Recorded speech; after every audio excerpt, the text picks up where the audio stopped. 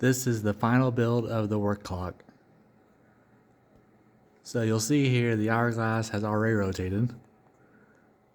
And here in a second, 9 o'clock will start because 9 o'clock is currently going. Now, this will take a while to normally run, and I didn't get a chance to do a time lapse. So I've kind of accelerated the timeline a little bit so you can see the progress bar go from green to red.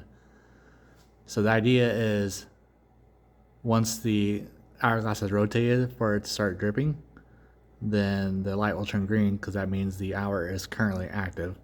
And then once all hours are green, that means I'm done for the work. So there's still a little bit of tweaks here and there that I would like to do, but I wanted to get something submitted.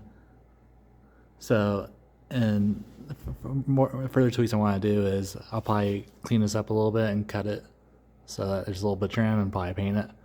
I'll also put a picture right here and right here. I think that's probably pretty close to visually being done. I'll probably put some lathes on the side. But the idea is, if I switch to the back, kind of see the schematics, and kind of show what I actually ran into. So the very first issue I kind of ran into was I had to hand make a coupler because the original coupler I had has these little grooves in them, and it was very bendy because of the bend and how heavy this is just slightly under a pound. It was bending and hitting the board of it, so I need something more sturdy, and I could not get it shipped here fast enough for it to be sturdy. So I had to go to the hardware store and kind of find some T-nuts and then cut them and put them together to hold them a little bit closer. So that was kind of the first issue I had, was just kind of trying to figure out something that could hold this pretty easily. So the other issue I had was initially, like the course is taught, I was originally trying to use a Arduino Uno, but then I quickly, after I soldered all these LEDs up, I actually maxed out the digital pins on the Arduino Uno because of these special LEDs I grabbed, which are kind of nice. They're multi-purpose ones. Kind of show you the back of it. Is there's a common ground in the middle that I can either change it from red, green, or blue, but I just needed two.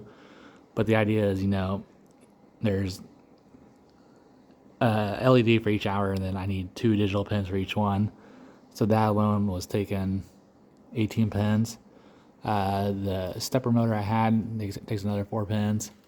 The time clock I had takes like another 2 pins. I just not have enough pins to actually work on the Arduino Uno. If I had the Arduino Mega, then it would have worked, but I don't have one of those at the time. But luckily, I actually did remember I had an old Raspberry Pi that I went ahead and used. So this is kind of using it in 2 different purposes. So the Arduino, so the Raspberry Pi is like pretty much the core of the programming. So it will basically it tells the LED which LED to turn on. So this is where all kind of the core, the motor will eventually get hooked up right here.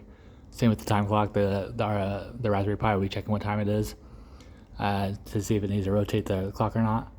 So if it rotates the hourglass, then it says, okay, now over the serial connection, it tells the Arduino Uno, okay, now turn on this one, and not this one, this one, this one. So like it just basically blasts serial commands on a certain frequency. So that's kind of how that works. Yeah, I think in the final build, I'll just go ahead and get an Arduino Mega. That'll give me enough pins for everything, so I don't have to have this overly complicated system, but this is the only way I can get something currently working the way it is.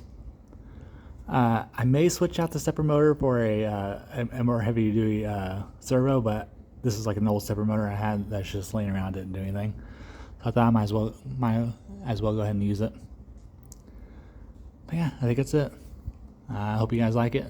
I'll probably post a video once I get things more finalized.